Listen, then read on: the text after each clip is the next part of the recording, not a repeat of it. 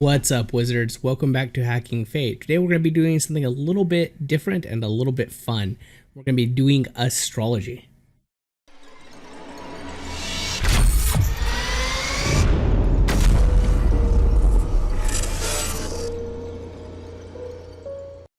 So what kind of astrology, you ask? We're going to be doing some mundane astrology. In one of the groups I'm on the internets, someone posted some excellent work looking into the Columbia disaster. For those of you who don't know, the Space Shuttle Columbia blew apart upon re-entry in February 2003. It was an awful tragedy. Astronauts are amazing, and I mean to belittle their deaths in no way with this, but many astrologers, myself included, have a rather macabre streak. Vettius Valens was aware of this himself when he warned his students not to go looking for death in all the charts, then proceeded to say, but if you're going to look, use this technique. With this incident, we're not able to look at the individuals themselves. I do not have birth times, so we're going to do it using mundane techniques. Mundane astrology is the astrology of nations and countries and those kinds of things. So you look for really big world events using mundane astrology. Now, I'm not a mundane expert. I'm a little bit dangerous with it and something that I play with. So bear with me, and you guys and gals can learn at the same time I do. Now, I want to keep myself honest with this. I believe that the thing astrology has going for it that nothing else in the world has going for it is its ability to predict. I am a concrete prediction-based astrologer, and I think that's really the strength of astrology. I think that it's important to be able to really work narratives together, and that's definitely something that a lot of modern astrologers do, but that's not really why I'm in it. Otherwise, I'd be wearing, hippie stuff instead of a wizard hat. So what I'm looking to do is find things that are going to happen. Part of that process is every year running what's called an Aries ingress chart. So the Aries ingress chart is a chart that you cast for the moment that the sun enters Aries each year. So you base the location on the capital of a country. If you're going to be doing political, you could do it on where a market is. If you wanted to be doing markets, there are other techniques for that as well, and that kind of thing. And that chart operates similar to a birth chart or a solar return chart for the year. Now, why do I say solar return chart? Because there is another technique that we will be using. So you guys remember how excited everybody was last year when the Saturn Jupiter conjunction was going on. Oh my gosh, the world's ending. What does it all mean?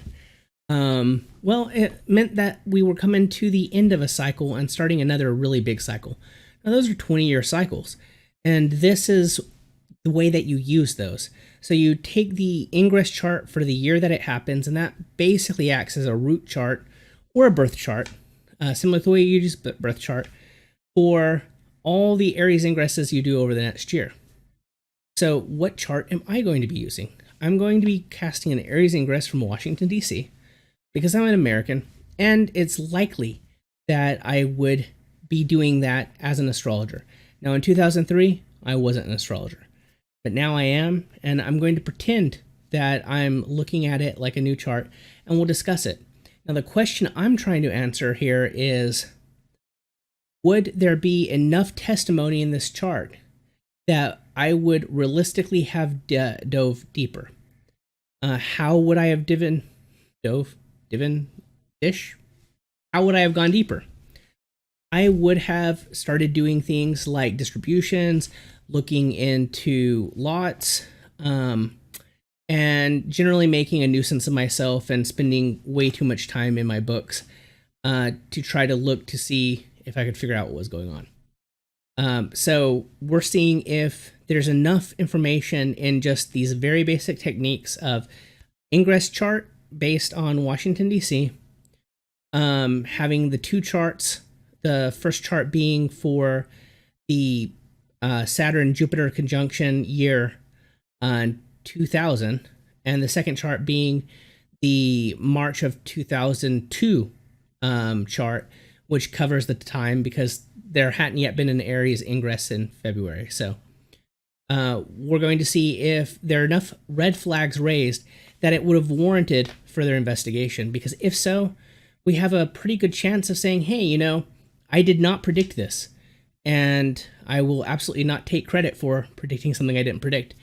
But there are enough red flags that there is a chance I would have found out. So let's take a look at the chart. This is the March of 2000 Aries ingress chart for Washington, D.C. As I mentioned earlier, this is going to act as the root chart. And you might be familiar with birth charts acting as root charts. It's the same idea.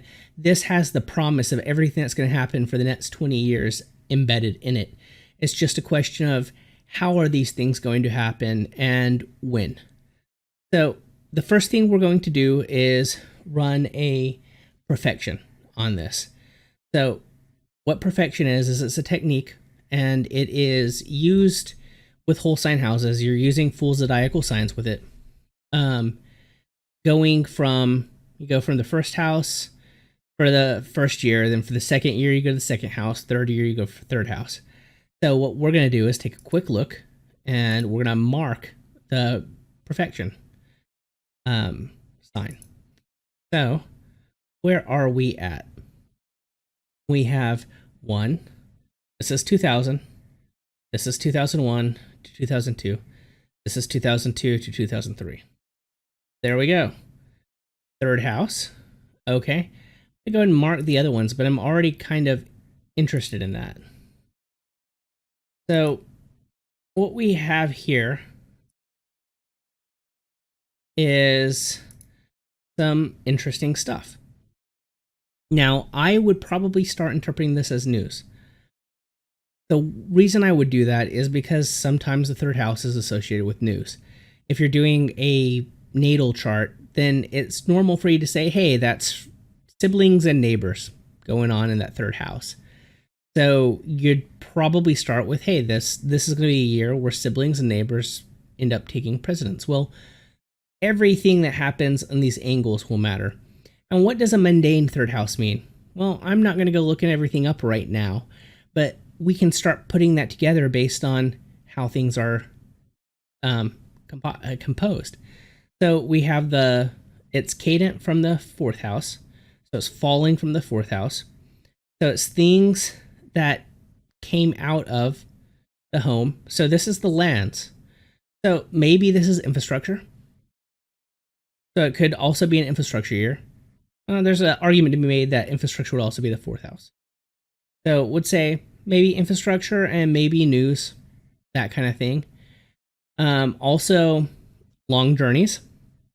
This is the house I expect things to happen with. That's just realistically where it's going to be. I can't think of anything further away than space.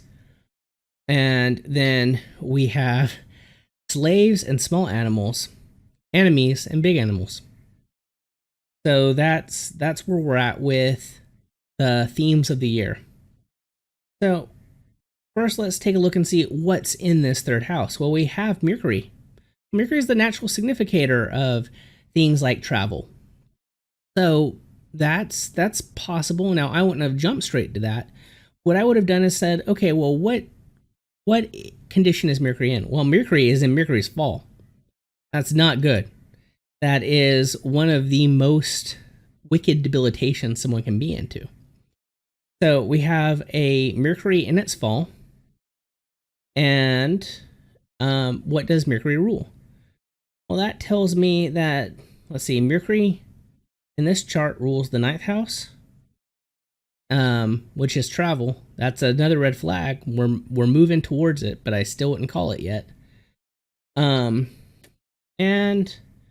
also illness and slaves. So people who do who do the kind of labor that they're stuck basically being mechanical bodies. So we have travel and mechanical bodies. Bad things are happening to slaves and to travelers this year. That I would definitely say. So I would say, hey, is the news going to uncover something going on, as far as, the way that rare earth minerals are being mined for our technology? Is that going to be a thing that happens? Or is there going to be some kind of report on some kind of cruise line? Well, that would be more a fifth, but maybe. Is there going to be some kind of report that's going to bring down a travel firm of some kind or some shipping thing? I wonder what's going on with the Ninth House Lord and the Suez Canal. So we have that kind of question. So we definitely have some indications that something's going wrong with travel this year. Also, something going wrong with slaves this year, small animals, diseases, and that might bear some investigation. I don't remember too well what was happening in 2003. So if you guys remember, let me know. Did we have any kind of an epidemic in 2003? If you remember, or if you're just not too lazy to Google it, tell me in the comments below. So I would say this would raise my eyebrow. Now, if I would have been plugged into the whole space travel thing at that point in time, and I'd been, oh, this mission's awesome, I wonder what's going on, that would have definitely raised a red flag. So I might have investigated it further off of that. But I'm not going to give myself that much credit because I don't trust myself that way. And honestly, I'm probably going to end this ambiguous, but I do want you to see that there likely are indicators. So we know that there's that indicator going on. So what's going on in the actual chart for the year itself? And what is going on? Where is that third house and where is Mercury? Because we need to know what house becomes Pisces. We need to know what's going on with Mercury in that place. And we also need to see who the lord of that is, and that's going to be whichever planet's the most angular in it, because we're doing mundane techniques. And maybe that will impact things or show prominence. So let us see. Okay, so first thing I said we wanted to do was find out what was going on with Pisces. So I'm going to mark Pisces on here as well, because this is the house that we're worried about. And that's not promising. And then I'll go ahead and mark the angles like I did last time.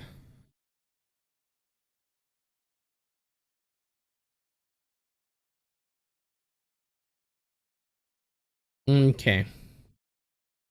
So right off the bat, there's something going on with the 8th house of death. So we have a connection between that 3rd house perfection and the 8th house of death happening this year. And you also see that we have right there, Mercury is right back in its fallen Pisces, hanging out in the 8th house. That's pretty uncanny. That might very well have gotten me to look into it, but honestly, I would have expected something like the death of a famous reporter, possibly. And again, I just know the way I tend to fixate. But I do think that there is enough information here that one could easily argue that it's entirely possible that someone could have predicted the Columbia tragedy using these techniques as a starting point. Now, they'd still have to go closer in the way that I said, where would be using something like distributions and finding important dates, or looking at other returns like lunar returns throughout the year. It would, of course, help if someone was really into NASA and they're running NASA solar returns all the time, or maybe these days they're looking into what's going on in Elon Musk's stuff. That would definitely help. But this is promising. And if you're going to be using these techniques now, let me know in the comments. And also, if you want me to tell you how I would dive even deeper into this, also let me know in the comments. Though honestly, you're a lot more likely to talk me into doing some predictions than any of these historical analyses.